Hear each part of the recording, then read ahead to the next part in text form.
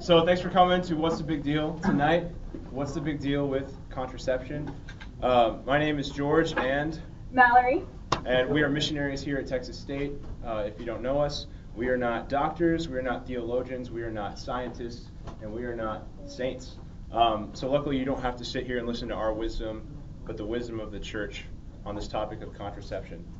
So we're going to be making some assumptions tonight in our talk. A lot of you have been to our series, so we've already talked about there being an objective moral truth, there being a right and a wrong. We've already talked about humans having an inherent dignity, so we're going to assume that. We're going to be making a few assumptions about sex and love, and we'll probably touch on that a little bit. And then most importantly, we're going to be making the assumption that all of you in this room want to live with excellence, that you want the absolute best for the human race, that you don't want to just live a life of mediocrity. As the mind of a child would say, you know, what's the most I can get away with? What's the least I have to do to be good? And instead, the mind of the church would say, what's the best that I can do for my family? What's the best that I can do for my culture? And what's the best that I can do for the human race? Welcome, Chipotle goers. Love Chipotle. I support that. No, you guys are good. Great. Yeah, I wish. We should have Chipotle cater next week. That'd be really nice. So the goal tonight is to clearly explain the church's teaching on contraception, natural family planning, and to explain the why behind all of the rules. So we're going to be trying to come at this issue from all angles. We're going to use logic, some of the natural law. We're going to be talking about the church magisterium. We're going to be talking about a lot of biology and a whole lot of science. So this is a whole bunch of information, and this is for you. This is actually not just to enlighten you, but to equip you to talk to other people about this issue. It's very important in our culture. So, first of all, what is contraception? What is this term? Contraception is any artificial means to prevent or terminate a pregnancy. Any artificial means to prevent or to terminate a pregnancy. So we all like to think that contraception is a new thing, but it's actually been around for the last 3,000 to 4,000 years in very primitive methods. So the ancient Egyptians, they would make like different potions that women would drink to make them infertile. They would stick alligator dung in a woman's body. I don't know why you'd want to do that. And they would even like have poison like arsenic or mercury that the woman would take. And those would actually be very effective because the woman would die.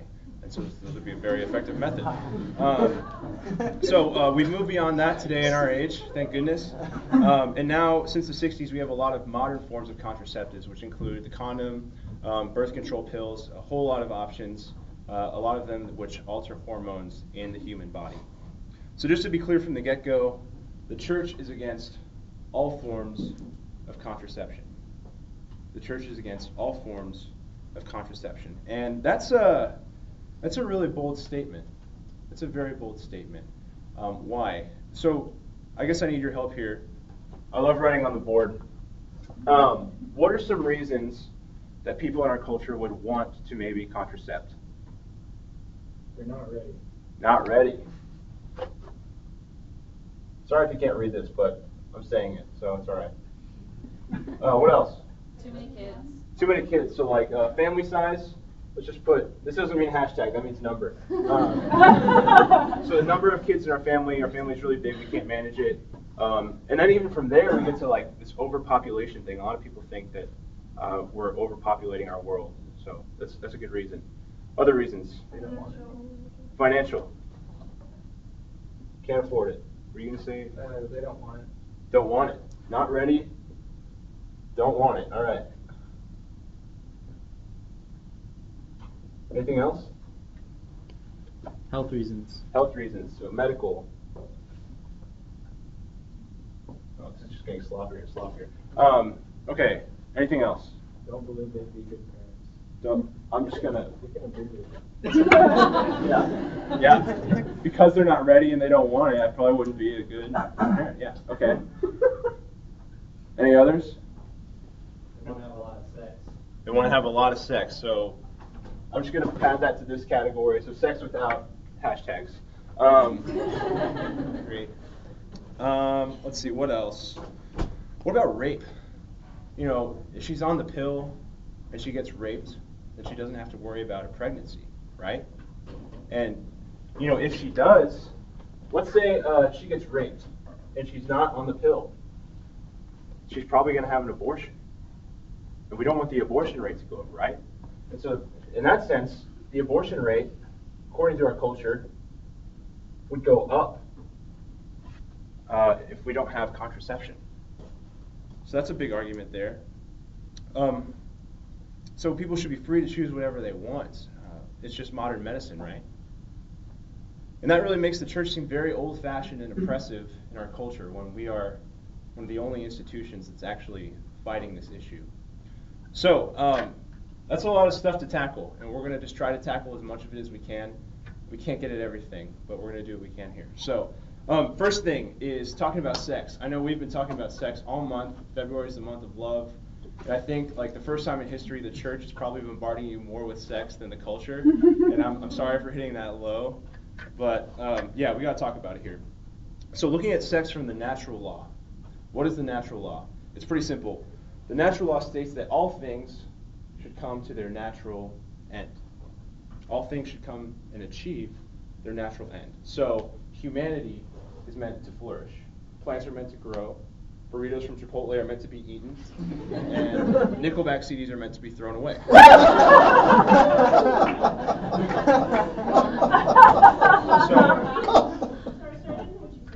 Oh yeah? Yeah, if that's the most offensive comment I make tonight, then we're going to be a good team. Great. So what is the natural end of sex? Right here, the church would say that sex is unitive and procreative. It's both unitive and procreative. What does that mean? Unitive, first. The two become one flesh. The man and woman become one in the sexual act. So if you're thinking about the pleasure of sex, that would fall under the unitive category. Second, procreative. Something else happens when you have sex. You can have babies. So, unitive and procreative. Pretty clear. So, the church does not say that sex is just for making babies. And praise God for that. It's not just for that. That's awesome. I don't think many of us are in the camp of believing that. So, a lot of our culture would say that sex is just for pleasure. Sex is just for fun. And if that's you, just think for a minute about what actually happens in sexual intercourse. Like, what actually leaves a man and enters a woman? His seed, right? His seed. That's what happens. And you wouldn't just cast seeds without expecting to bear fruit with them, So if I were a farmer and I were casting my seed on fertile ground, what should I expect to happen? Plants to grow. All right. We're good. We're at college. Awesome. But what if I just get a kick out of spreading my seed? I love spreading my seed. The weather outside is great. It's really therapeutic. I enjoy it. It's soothing. Should I be surprised or angry to find crops growing? No, that's insane. Guys, that's insane, but yet that's our culture's approach to sex. And so we have a very insane approach to sexuality in our culture. And in the midst of that, that is why the church looks so different, so stark of a contrast in its teaching on contraception. So now I'm going to have Mallory come up and talk a little more about the church's teaching with a document called Humanae Vitae. Go ahead. Hi, everyone. Okay, so Humanae Vitae. How many people in here have either know the document, have read the document, know what the document says? Okay. Probably better than most Catholic places. Okay, so I'm actually going to start off with a little bit of the history behind Humanae Vitae, just because I thought it was interesting. That's it. Okay, so 1968, sexual revolution. Somebody famous, who I don't know, said that this was the year America tried to commit suicide. You have like all kinds of stuff going on. You have civil rights, you have feminism, you have the sexual revolution, and so you have like free love, free sex everywhere, and all like our parents' generation, when they grew up, it was like very repressive when to talk about sex. And so naturally, you're going to rebel against that. That's what's happening in 1968. Rewind a little bit to 1930. Before 1930, every single Christian denomination stated that contraception in all forms is a moral evil. Every single one. And in 1930, I think it was the Episcopalian Church was the first one to retract that and to allow it to be okay within their church. And so in 1968, the Catholic Church is the only church now that is saying that contraception is an intrinsic moral evil. That's straight out of the catechism. Like George said, that's intense. An intrinsic moral evil. And so what happens? Pope Paul VI, who was the Pope at the time, gets 12 bishops together at the Vatican, and he says, I need you to go, I need you to research this topic, because we need to decide if we are going to change we're going to change what we are saying and allow contraception within our church, or if we're going to stand on the fact that contraception is wrong. Because you have this sexual revolution, and there's so much pressure, not just from the lay people, but also from the clergy, to change the teaching. So these bishops go, they do their research, they come back. 10 say, we have to change the teaching. We've done the research, it's okay, contraception is a good thing, like it will be fine for the families, it is good for the family, we need to change the teaching. 2 of them, and in my mind I picture them like pulling them aside and be like, absolutely not. So 2 of them, one of them being Bishop Carol Watiwa, who then became, anybody? John Paul II, pull him away and say, if we do this, like it will devastate our society. It will absolutely devastate our society. And so Pope Paul VI, because he has the wisdom, like the Catholic Church stands on the wisdom of so many like doctors of the church, the wisdom of the natural law, comes out with this encyclical Humanae Vitae, stating that the church is not changing its teaching on contraception. And guys, people were pissed. So you have these 10 theologians in Washington, D.C., waiting for the encyclical to come over the wire, page by page, right? Because that's all they have at the time. And they're reading the encyclical, reading what it says about why the church is not going to change its teaching. And while they're reading it, they're writing up a statement of dissent. And they get on the phone. It's called the Washington Statement of Dissent.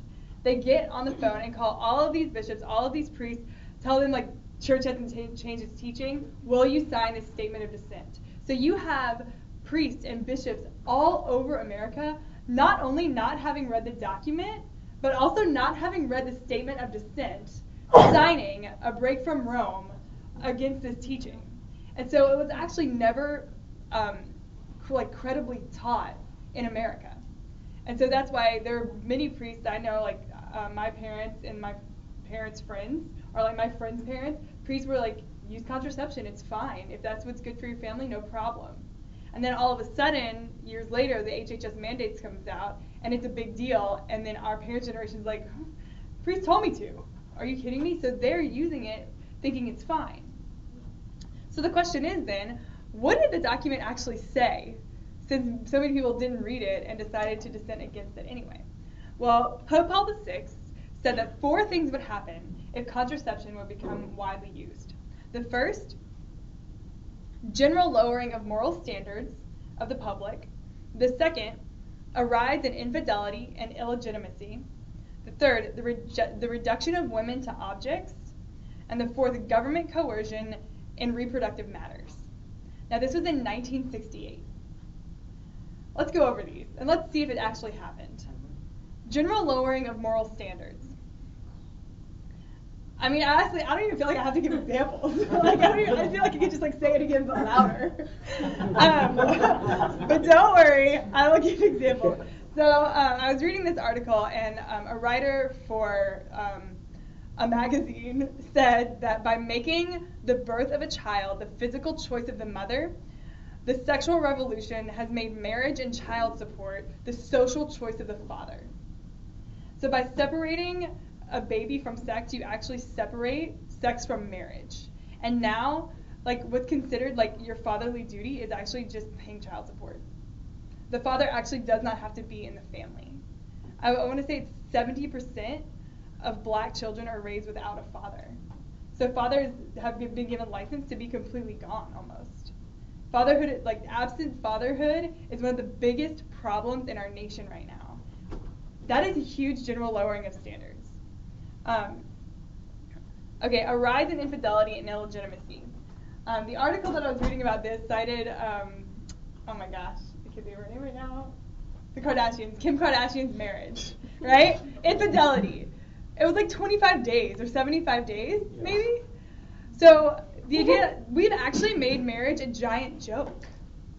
You know, like Britney Spears got married in Vegas for like 2 days.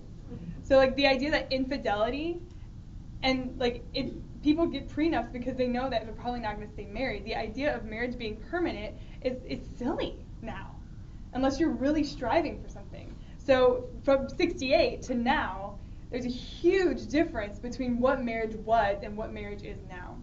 Illegitimacy. In 1960, 5.3% of births were to unmarried parents. In 2010, 40.8% of births were to unmarried parents. And guys, we're a generation that really cares about causes, and we really want to stomp out poverty. The single fastest way to poverty in America is single motherhood. The single fastest way is single motherhood. And we have 40.8% of births to single mothers. That is huge. The family is truly suffering. I thought I had another one. I did. It's gone. Okay, so reduction of women to objects. I gave a talk in Louisiana over the Christmas break, and it was about womanhood, about like our dignity as women. We're like an unrepeatable, infinite mystery. And I went in and I was talking about the level of woman being very similar to like the level of society. It says a man will rise up to the level of a woman. So you can look at the level of society and you look at the level of the woman, and they should be similar. And so I was like, ladies, what do you think about this? Like in our level of society. And I was shocked because they were all like, we are just objectified. Men just think that we are, we can do whatever they want to us. And I was like, whoa, and they started hating on men. And I was like, no, this is about women, not men. Come on. But any woman knows that we become objects, because if you don't actually have your fertility, a man that see how to say this right.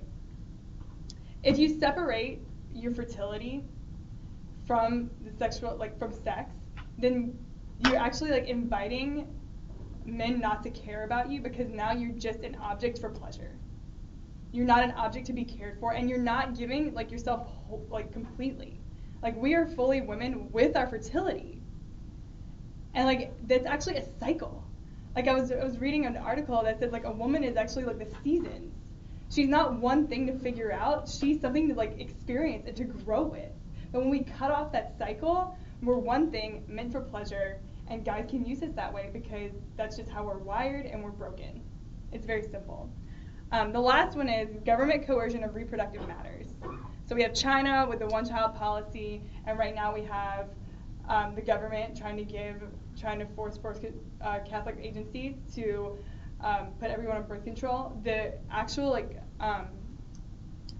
the answer to a lot of poverty in the world is just give them the contraceptive pill.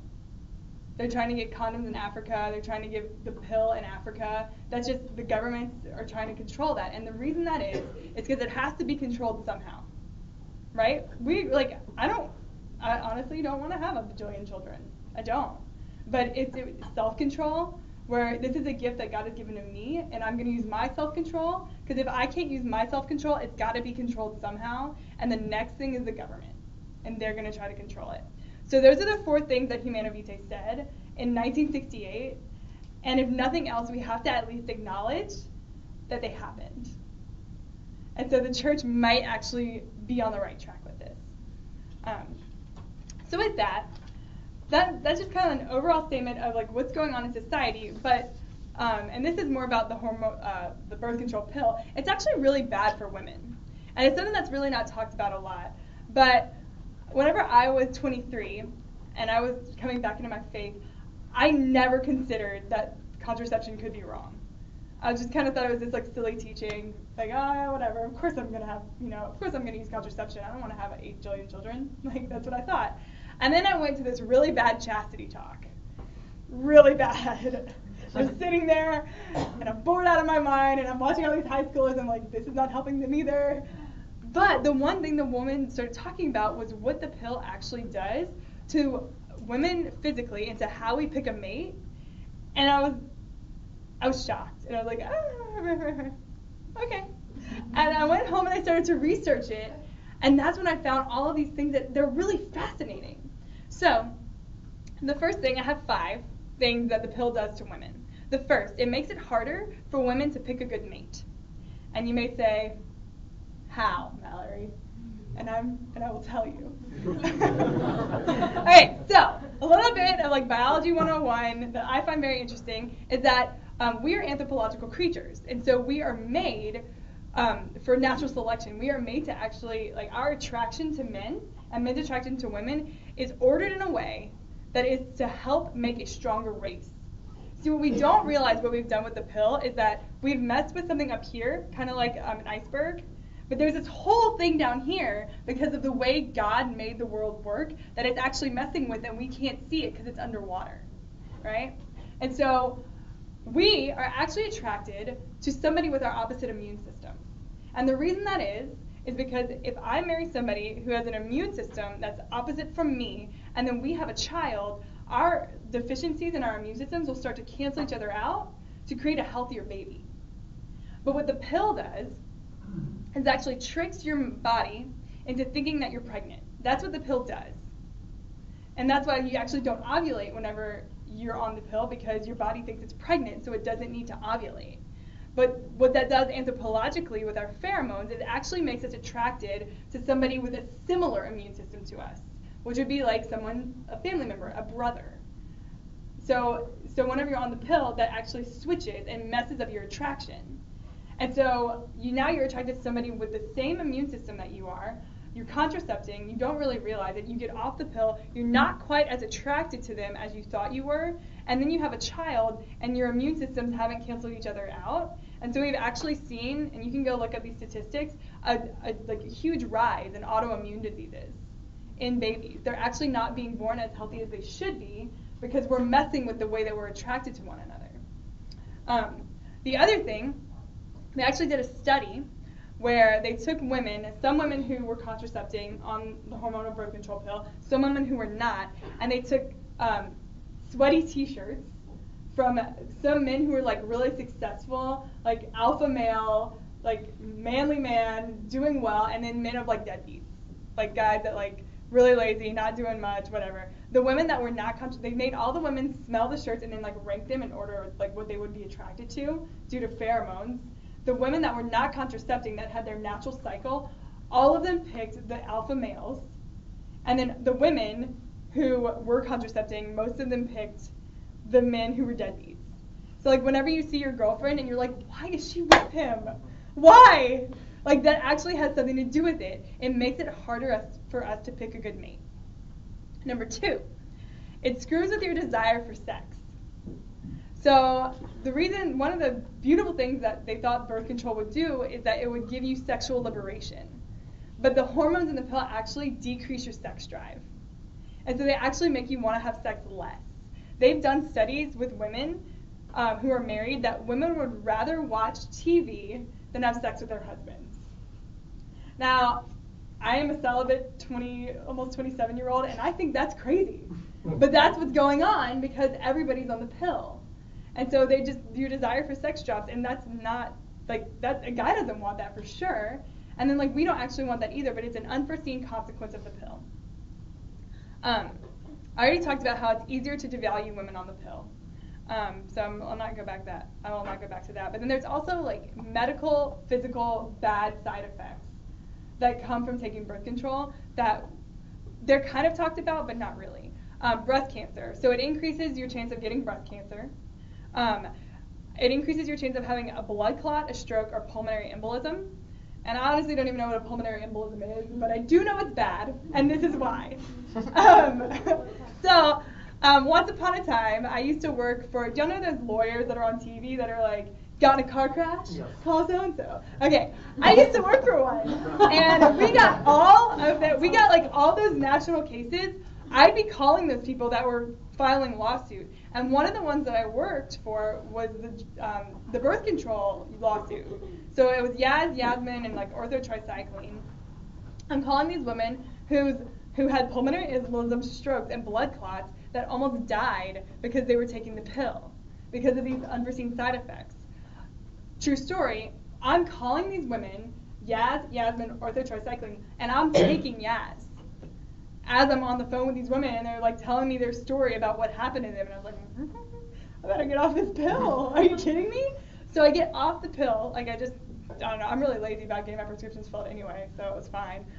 And then I go to the doctor, and this is just what they're taught, and it might not necessarily be the doctor's fault, but he's like, oh no, those are pre-existing conditions, and he put me back on the pill. And I took it for a month, and I was like, this is stupid, so I just got off of it completely. However, these things are real, and so another story with that is my mom, who thinks I'm crazy, by the way, for having such a strong opinion on contraception. I sent her a natural family planning article, which you just don't do that.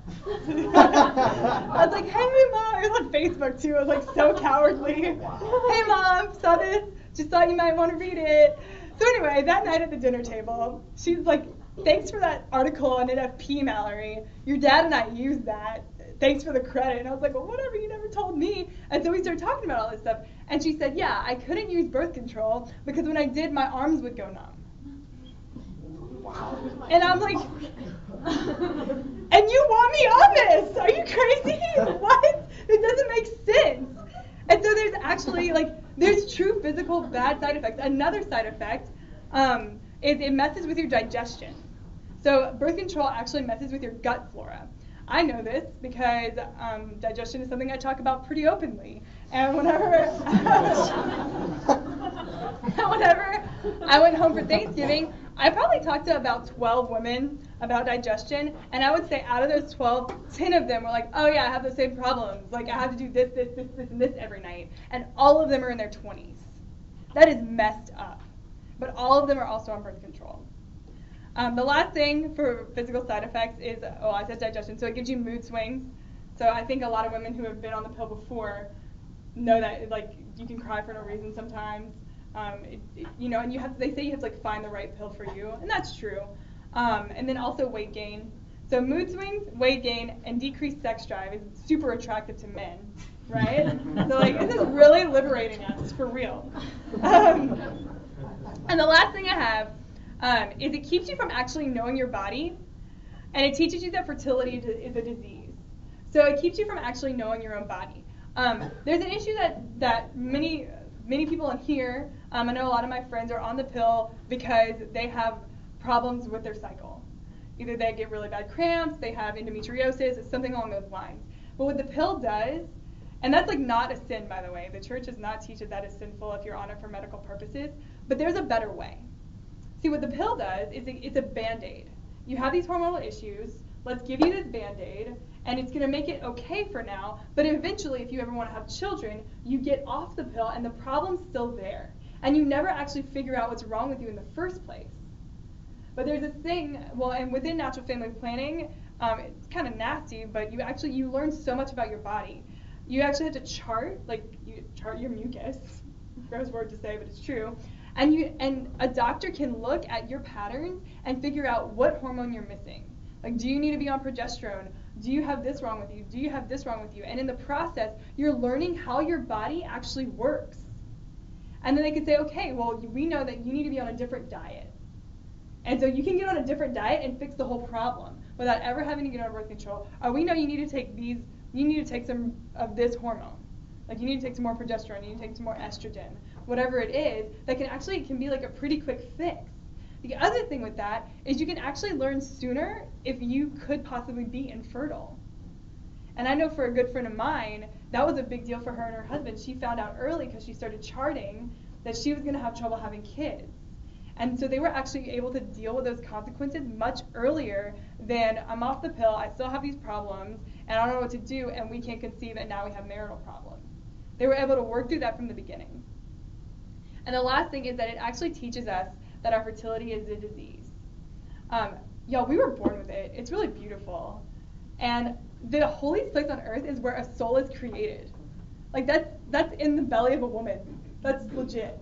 That's magic. I remember same law firm running around one day to all the ladies I work with. I was like, you have a child growing inside of you. Does that not freak you out on a daily basis? And they're like, no. I was like, well, it freaks me out on a daily basis.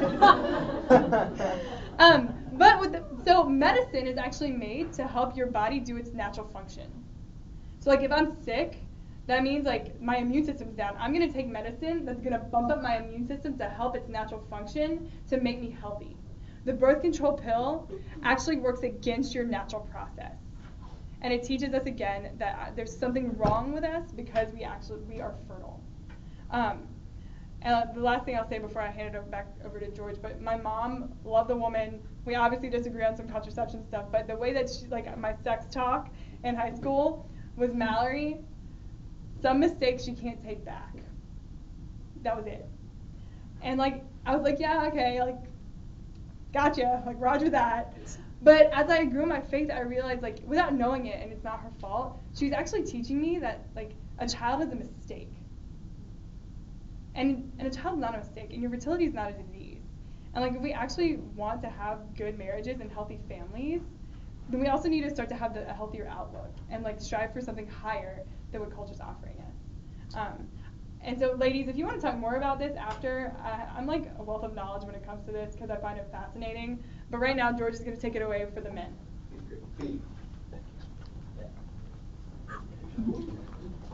All right, so you guys still with me? That was a whole bunch of information. That was awesome. That was sweet. So the way birth control affects men is obviously very related to the way it affects women. So we're talking about women taking the pill affecting men. And Mallory already touched on some of these things, but the first is that it makes us less attracted to women. So they actually did this study, and they did this study where they had a bunch of guys in a room, and they showed them pictures of different women, and they said, rate these women based on how attractive they are. And so they showed a bunch of pictures. The first group of pictures was a group of supermodels, and naturally, the men found these supermodels very attractive. And then they showed them another group, and in this group, the women were not supermodels, so ordinary women. But the thing that was different on this group was that they had something in the room that was soaked with female fertility hormones. And these hormones don't have a scent, they don't have a smell, so we have no knowledge of them being there. Yet your body actually knows a lot more than your mind, through the nervous system. And so what ended up happening was that the men actually rated the ordinary women as more attractive than the supermodels. That's really interesting. I mean, it says that fertility is attractive, right? And then just going back to the side effects, I think we hear a lot of conversations as guys, and guys will say, I have to have my girlfriend on the pill. And if you think about the side effects, he's saying, how I like my women? I like my women with headaches, loss of sex drive, acne, weight gain, infected, and depressed. That's how I like my women. It's pretty messed up. So it makes women less attractive. The second thing is it really does affect us. I'm going to share another study by a man named Lionel Tiger, who I believe is a prominent atheist. He actually has a TED Talk out, and he does a lot of study with males. And so what he did was he put one male monkey, whom they named Austin, the dominant male monkey, they put him on an island. And they put him on an island with 9 female monkeys. And as monkeys do, they pick their favorite females, and they mate with them. So Austin picked his 3 favorite females out of the specimen, and he mated with them repeatedly. Then what the researchers did was they actually injected 2 of those females with a contraceptive called Depo-Provera. In reaction to that, Austin abandoned those 2 females, and he found 2 other females and replaced those, ones that were fertile. Interesting. 3 months later, the Depo-Provera wears off. Austin returns to his original mates. He's a smart monkey. Then they took this a step further, and they injected all 9 female monkeys with Depo-Provera. In reaction to this, it said that Austin would masturbate and behave in a turbulent and confused manner. Now, women, is that how you want your men? And just my own thoughts here, think about the way that our society views men in our culture. Men are idiots, men are jerks, men are lazy, And I'm not gonna take this off of you guys because we gotta man up, but I wonder how much birth control has to do with the way men act in our society. And Mallory already said this other point. It makes it incredibly easy to objectify women. I think that's pretty clear. It takes the consequences out of sex. You can hook up with whoever you want, whenever you want, and you don't have to worry about pregnancy. And so part of a man, obviously, is manning up and taking responsibility for your actions. So really, birth control just allows men to remain as boys. So that's a whole lot of stuff on birth control. I'm going to touch on condoms really quick. I think we have time to talk about this. Yeah. So condoms are claimed to be like the biggest solution for preventing STDs. You know, a lot of organizations, they'll send condoms to other countries. And they did this study where they compared the Philippines and Thailand. And in the late 80s, the Philippines and Thailand had a very similar number of HIV/AIDS cases, about 112 to 135. So very, very close number. In the Philippines, let's see, only 23% of sexually active men had used a condom, and less than 4% had used a condom in their most recent sexual act. And so the Philippines are actually promoting a whole lot of abstinence in comparison to other countries. Compare that to Thailand, who in the early 90s, they enforced a 100% condom policy on the commercial sex industry. This is just the commercial sex industry, so not anything outside of that. So 2003, this is about 15 years later, you know, they were at the same place. The number of HIV/AIDS cases in Thailand rose to 750,000, and then the number of HIV/AIDS cases in the Philippines was 1,935. This doesn't do it. You know, it's ridiculous. And you know, going back to preventing pregnancy, it's very clear that condoms are unreliable. So I looked at a source, epg.org. They promote contraception. They promote using condoms. They will admit that condoms have a 15% failure rate. In fact, they recommend that you use condoms along with another form of birth control. It also says that condoms will increase your risk of urinary tract infections. So there are some health risks there, although not as drastic as the pill. And then, obviously, condoms bring a loss of intimacy. I mean, they block our most intimate act as humans. And so really anything contraceptive, will say a similar language. I know we've talked before about the language that sexual intercourse says. You know, it says, I give myself fully to you. I love every part of you. And when you're contracepting, you're saying, I love every part of you except your fertility. Or I love you, but I don't want there to be anyone like you ever. Does that sound like love? Great. So, what God has joined together, no rubber must separate. That's condoms. So then, what do we do? Because we still, all right, so we've already hit contraception pretty hard. So, but we still have these problems. Some of them are bigger than others. You know, we can't afford children. We can't have a huge number of people in our family. Health reasons, rape, abortion. There's still this huge problem staring us in the face. And the answer that the church brings is called NFP, or natural family planning. Now the problem with this is that a lot of doctors actually don't know what NFP is. Like even gynecologists, these doctors will think that NFP is an old-fashioned method called the rhythm method, and that's something else. In the rhythm method, you would have sex on a certain number of days, either before or after a woman's period, either to achieve or avoid pregnancy. NFP is not that. NFP is a modern method of measuring a woman's fertility based on changes in her body. So Mallory talked about that a little bit. And then with that, you can either have sex or abstain on the fertile days to either avoid or achieve pregnancy. So I want to be clear on the church teaching here. NFP is not a way to avoid children forever. NFP is not something you should do before you're married. NFP is not just to make your life easy.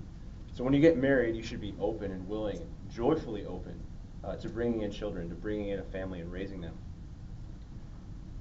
Let's see. So NFP is really just to space out births for practical reasons, for good reasons.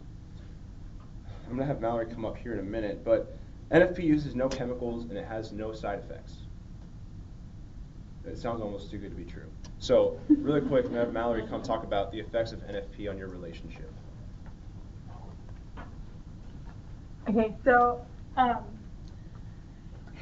natural family planning in your relationship. So we've talked probably exhaustively about the divorce rate, like in George and I's talks if you've been to them, but it's 60% divorce rate, right? And then half of those marriages that stay together are really unhappy.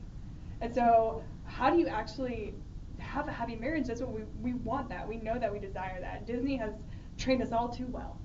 And so what NFP does, and actually, if you think about it, with anything that you want to be good at, you actually have to like have some self-control within that, right? So if you want to be really good at working out, you might have to sacrifice some sleep. You might have to have a really good diet to be able to be good at working out. There's something that you have to give up in order to achieve something better. And so what natural family planning does, it actually invites the couple to love each other completely and to get to know one another as a whole person. See, the definition in the Catholic Church about chastity is the proper integration of your sexuality into the entire person. And the danger with sex, really, is a good thing. It's a great thing. God made it pleasurable for a reason, but it's so good that sometimes it's just like you can just make us really lazy in our relationships. I was telling the girls in my Bible study, I don't know if you guys have ever done like a Netflix bender. I feel like everybody probably has. I know I have. Where you watch like hours upon hours upon hours of TV in one sitting, and you're like your couch is like imprinted. You're like in the couch, and like somebody walks in like, hey, let's go for a run. And you're like, no, like no way. And I can, even though running might be good for me right now, I really might need to go running. I am not getting off this couch. It feels too nice. Like this is just too easy and too enjoyable. I'm watching another episode, you know? Well, so the danger with sex is it can be very similar. Like it actually takes effort to love. It takes effort to get to know somebody. It takes effort to understand like the inner thoughts and workings of their personality. It can be really beautiful, but it takes work, just like anything else. So before marriage, like in a relationship, if you're not chaste, you're not going to get to know each other that well because it's just too easy to like do this really fun thing over here. So you actually don't have to be creative in your relationship. In marriage, now it's permitted. Like, hey, like not only can I have sex, the church tells me to have sex. That's awesome, you know? But it's the same danger. It's the same danger of like, well, like we're going to fight. Well, we might as well like, you know, like people are like, we don't talk about anything, we just have sex. But what NFP does is because it invites you to have this period of abstinence where you are actually, like you cannot, like your intimacy has to come through some other way. And so couples that practice NFP have a 0.2 divorce rate. 0.2 compared to 60%. And like some people are like, yeah, it's because they're religious. Sure, that's fine. But they still have a 0.2% divorce rate. Because they're actually like engaging in one another and they have to go outside of themselves to love one another. They can't just use each other because it feels nice. And so like that's one of the main reasons that NFP is so good. The other reason NFP is so good is that it forces the couple to have conversations that they may never have otherwise. So this couple, they're like going on this vacation and all of a sudden they realize they're going to be on the vacation while she's fertile. And so and they're like, oh, like that sucks, you know? And so they actually have to like talk about, okay, like why are we doing this? Like, oh, we're doing this because we don't have the money.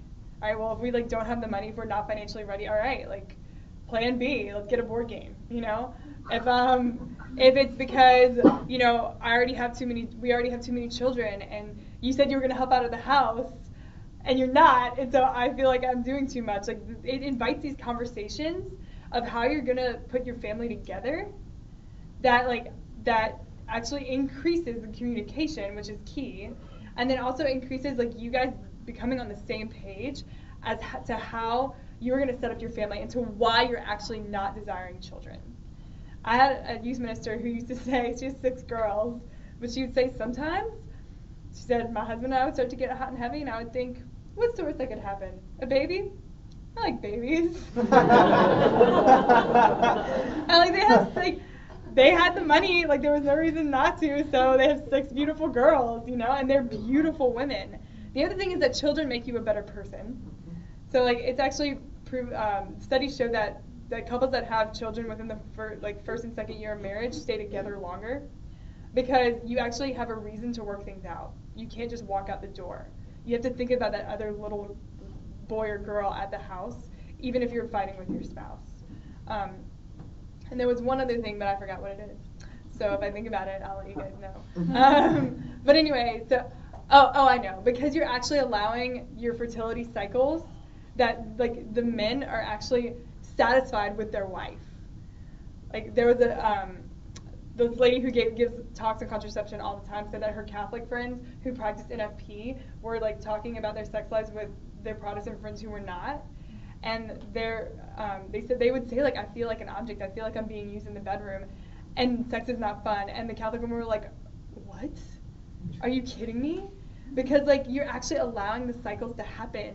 And, like, you're allowing the attraction to be real. And, like, they call it natural sex. Like, you're not, like, contracepting anything from one another. So it actually makes it more fun. And it helps your relationship be better. And so it might take more work. And it takes more trust in God with your family, for sure. There's sacrifices that come along the way. But in the end, it is, like, 100% better for your marriage and just being able to take a pill and not talk about it and dealing with the side effects of that. Awesome. So there's a whole lot of great stuff about NFP. Lastly, it is 99% effective. That's crazy. It's crazy awesome. So the question is, why don't more people know about it? You know, think about this. And you know, if you're in the dorm or you're in RA, there's safe sex is promoted. You go around on campus and they have these options of contraception. They give out free condoms on the week of Valentine's Day. Why don't more people know about NFP? It's free. Think about this. Contraception costs money. And that money adds up over time. And the truth is, no one makes a profit out of promoting NFP. So NFP is more honest, it's more effective, it's healthier, it's more intimate, you don't have a condom, and it's free. It's amazing. And so naturally the question comes up, what's the difference morally between using NFP and contraception? Because both of them end up with no children, right? So same end goal, what's the difference between NFP and contraception? Do the ends justify the means? That's a good question. So, let's make a little analogy here. I think I'm running out of room, but it's okay. Let's say you have an end goal to lose weight. There are a few different ways that you can do this. One of them is called dieting. Pretty simple. Dieting, you have to exercise temperance. You can't eat as much as you want of whatever you want. There's self-mastery involved. It's a healthy option. You might have to exercise. Or there's another option that people might say is easier, and that is called, wait for it, bulimia. And in bulimia, you binge and you purge. You don't have to exercise temperance. It's not healthy for you. Maybe you'll lose weight, but you're going to be scarring your throat. Are these two things the same thing? Are they? No. But both of them lose weight. It's the same end goal. But yet they're different. And there's a huge double standard in our culture when we can't make this connection. There's a huge double standard. So, you know, what's the difference? The difference is that one of them, the top line, NFP or dieting, is dominion. You exercise dominion over your body. You are in control. You have to exercise self-mastery. You see the dignity of the human person. So that's dominion. The one under that is called domination. Domination, you play God. So it's not just that one is natural and one is not. One of them, you play God. The other one, you exercise dominion. And so I'm really sorry if you can't see this connection. A lot of people in our culture honestly cannot. It's very difficult sometimes. And if you can't, let's just look at NFP for a second. Let's analyze the couple that uses NFP. And we ask the question, where is the couple at fault? Is it a sin to have sex when your wife is infertile? Is it? No. I mean, she's infertile the majority of her life. Okay, that's not wrong. Is it a sin to abstain from sex on certain days in your marriage? No. I mean, sometimes, like, you're sick, Sometimes you're tired from being with the kids or being at work all day. Sometimes you're traveling and you're certainly not having sex then. So neither of those are a sin. So if these two things are really the same thing, then why not just practice NFP? Well, it's really different. Well, no, you just said it's the same thing. Well, it's really hard. Yeah, so. And what it comes down to is this. I don't want to abstain. I don't want to abstain. I want sex like I want to eat and sleep. That's just not really how it is. And so you don't need birth control, you need self-control. Because if there's a difference in the means, there's probably a difference in the morality. So, Mallory, wrap us up. You. Oh, we'll just, wing it. That's really, we've kind of just had you guys drinking from a fire hose. So that's really a lot of information on birth control and just why the church actually teaches against it. I found it fascinating, it's actually changed my trust in the church. Whenever, like I said before, I always thought it was silly. I think that many of us were raised thinking it was silly. And I think many of our parents were misled. And so that's maybe a conversation they don't want to talk about. But when you actually see the evidence and you see where our culture is and what we truly desire, we have to admit that the church has shown wisdom. And if the church is the only institution that stood firm against it, then that means I'm going to actually start to trust and look into what the church says before I actually look into what culture says. I find this topic absolutely fascinating because you can learn so much about how we're attracted to one another and how you can almost divorce-proof your marriage. And that's what we really want. We want marriages that are going to last, and we want to be people of self-control, and we want to be people of virtue. We know we want that, but there's something in us that works against it, and that's just our brokenness. And so whenever you invite something that allows us to stay broken, one thing that Pope Paul said in the encyclical, which I didn't read you guys the paragraph because it's dense, but you can go online and look it up. But he says that we're already bent towards sin. So why would we invite something in that makes it that much easier? And that's very true.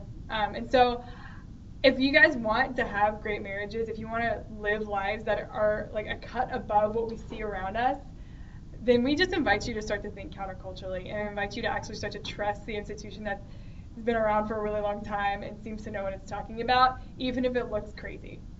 So, yeah. I think with that, we want to open up with questions. Any questions? That's a great wrap-up. Thanks.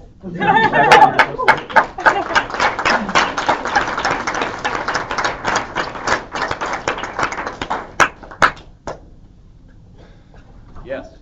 Okay, so there's always the argument dealing with rape and, of course, the weed pill and all that stuff. And so when you're talking to somebody who believes in contraception, what's a better argument for that? If you're they got raped, they don't deserve to raise a child, they shouldn't have to go through that, it wasn't their fault. What happens to those women that are rape victims that do fall pregnant? What's a better argument against that? I think that's probably one of the hardest things in our culture. And I have a story that goes with it. I was a youth minister for a high school, for a high school youth group, and we went to March for Life. And so we went to the Holocaust Museum because it's kind of what you do. You go to the Holocaust Museum and you talk about how abortion can be related to the Holocaust. And I may have been poking a little bit because I wanted the students to see if you're going to be pro-life, you need to be all pro-life, and not just sometimes. And so I was talking about being pro-life in all circumstances, and one of the girls raised her hand, and she's very painfully said, "How can you ask a woman who's been raped to carry that child? How could you ask her that of her?" And I didn't say anything. I let the students start to talk, and all of them started to retract, which is what I expected would happen. And she did, because I'd been raped. And you imagine it got really heavy. So I'd been raped, and I could not imagine having to carry the child of the man who raped me. And so it stayed pretty quiet, and then one of the volunteers looked at her. I will never forget this. He looked at her like she was the only person in the room. It was so beautiful. And he said, he said, my best friend was a rape baby. And he said, and I have to thank her mom. I have so much gratitude to her mom every day for choosing to carry her, because she's the reason that I'm Catholic. And he said, and so like they're like having this moment, which gave me a little bit of time to think. And I was like, I don't think it's too much to ask a woman who's been raped to carry the child. I do think it's too much to ask, or I do think it's too much for any other woman who has not been in that circumstance to judge her for whatever decision she makes. And so when it comes to contraception, that's not the root problem.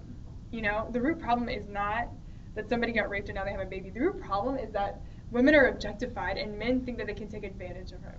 So I don't know if that answers your question, but I think that if somebody's talking to you about that, always trying to go for the root problem. Because we can fix a bunch of symptoms, that's fine, but it doesn't fix the problem. And the problem is that men feel like they can take advantage of women, and so that's where we need to be fighting the problem. I don't know if that's helpful. I don't know.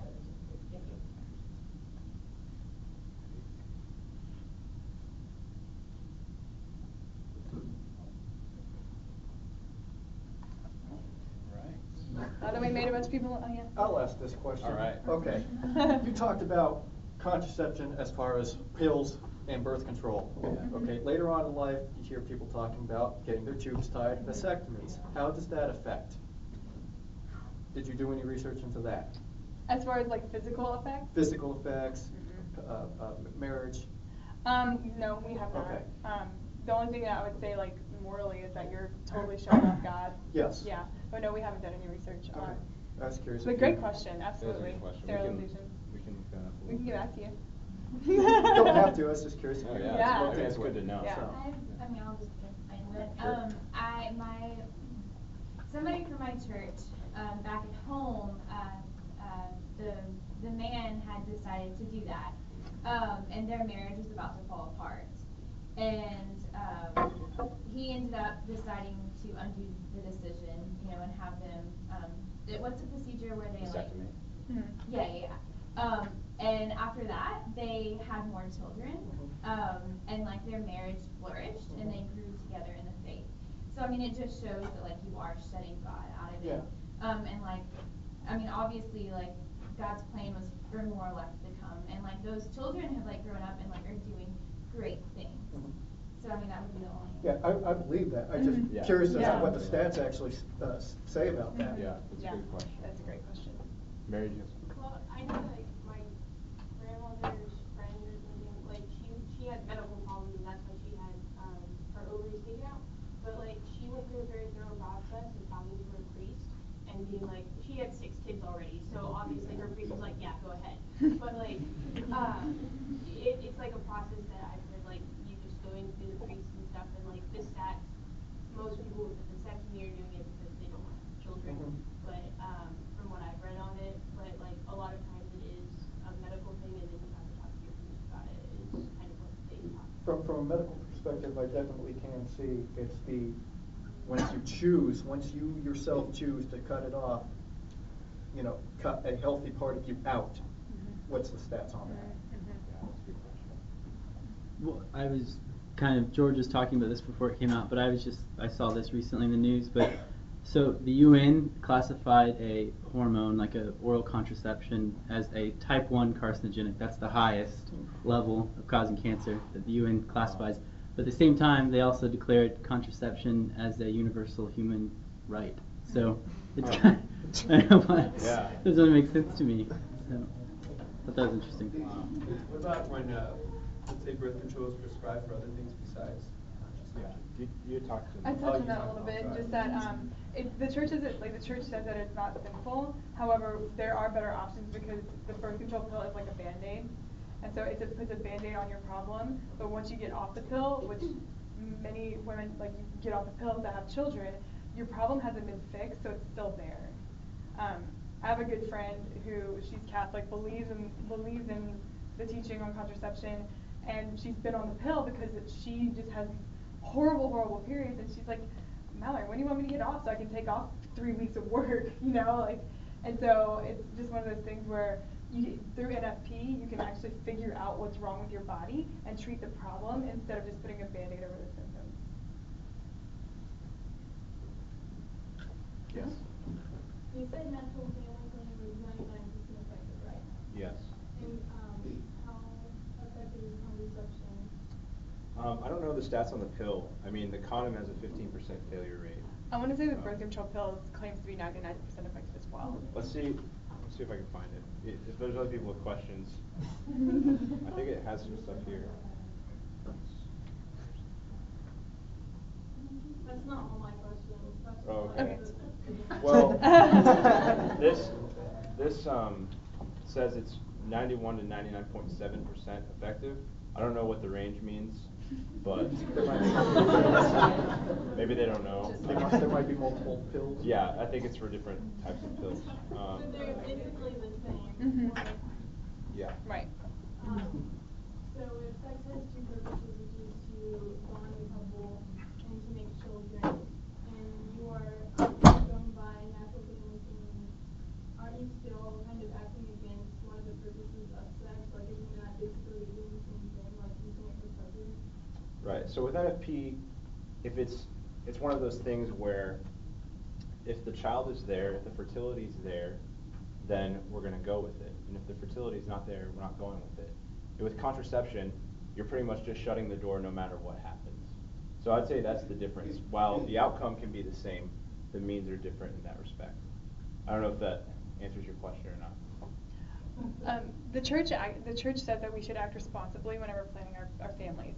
So we shouldn't just we shouldn't just have sex to have babies. It's unitive and procreative, but it can just be unitive if your family it shouldn't just be unitive, but like you're still open to if you get pregnant, right? If you're using natural family planning, the difference is that the church invites you to be responsible. So not to like ruin your if the woman seriously cannot handle.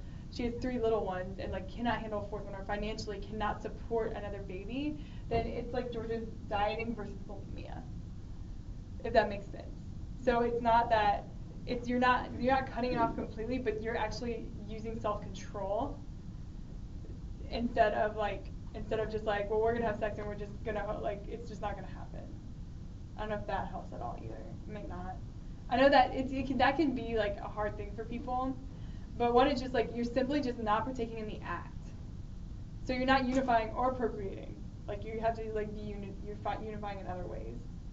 Yeah, I would see the difference more of just looking at the woman's fertile days, the days where she's fertile, and then looking at the outcome in that respect, more than just the whole picture. What if the woman doesn't want to have children at all? She just wants to adopt? Well, adoption's fine. I mean, part of marriage is openness to life. So it's total, faithful, fruitful, and free. So the church teaches that marriage should be total, faithful, fruitful, and free. And so fruitful is one of those things. And so if the woman doesn't want to have children, So why would she get married? Yeah. Right. I think, I'm not sure about this, maybe Father Will could say, but I would say if you're open to life and you've had children, I think maybe considering adoption, if the Lord's calling you to adopt, I think that might be a legitimate reason to use NFP to space out a birth in your family, so that you can adopt. Yes. So the church says, I think George was talking about the church, the strict teaching on NFP is use your judgment, we trust you. Yeah. But I would say for somebody who doesn't want to have children at all, to really, really pray on that. And why don't I want to have kids? What? Because if I'm made, I mean, this is actually something I want to have children, but I joke all the time. I'm not gonna be shoved in a kitchen. I joke about that a lot because the way I've been raised, I'm just very career oriented. I mean, I want to be a mother, but I don't know if I'm as motherly as some women. Well, what about all the children that are all the orphanages? Mhm. Yeah, adopt away. Take them all in. Huh? I just want to take them all in. I always tell my mom that I'm gonna adopt for everyone I have. Have one, adopt one. Have one, adopt one. She gets mad. Do you do NFP throughout the marriage, or would you do it at the beginning to start off, or is it just continuous? Continuous. Yeah, I mean, so it depends on, like, because you're using NFP for both avoiding pregnancy, but also for achieving pregnancy. And so if you're trying to have children, you're still practicing NFP. So, I mean, it kind of depends on what you mean there, but, I mean, you're always doing it, yeah. Yeah. Our Focus's founder's wife is pregnant. She's like mid-40s. And she's pumped up about it, you know. It's awesome. And I would imagine too that after a certain amount of time, it just becomes natural part of your life, so. Yeah. What about like, I know with women in age and they have like a child, and then after they have a child, the doctors say you should get your tubes tied because of your age. How should women approach that? Like they are getting old, and once they get old, that's complicated stuff. I don't have a full answer on that. We haven't really looked into that. However, I would say that one of the things about NFP is, like, I read an article that talks about you actually are radically trusting God with your family. Like, that is hard. So it's like in the beginning, like, yeah, it's fun and dandy, but you're actually giving God total control of, like, the possibility of, like, maybe having a child later in life. But I don't really have a real answer. So, sorry. Yeah. So you said the definition of contraceptive is anything that prevents or terminates pregnancy, right? Right. So then, okay, so for lack of a better word that I'm going to use, so would the pull-out method be the contraceptive? Yes. Yes. And the Catechism actually mentions it. Does? Yeah, you can Bible actually. does too. The Catechism ain't no prude. Yeah, you can actually, let me think. Genesis 38. There's a story of Onan, who actually does pull out, and see if I can find it here. Let's see. Yeah, so he put his seed on the ground. That's what it said. Lest he should give offspring, and then what he did was displeasing in the sight of the Lord, and he slew him also. So Died.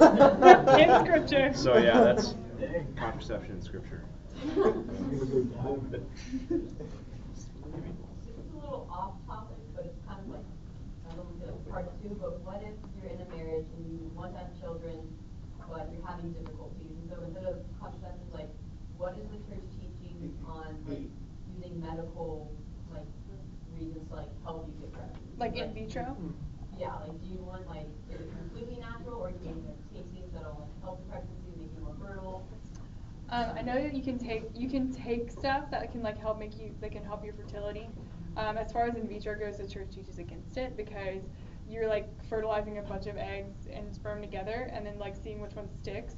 And It's so not unitive. the church believes, well, it's not unitive, but the church also believes that those are souls that you're just kind of, like, throwing half of, like, just seeing which one, like, stick to the wall.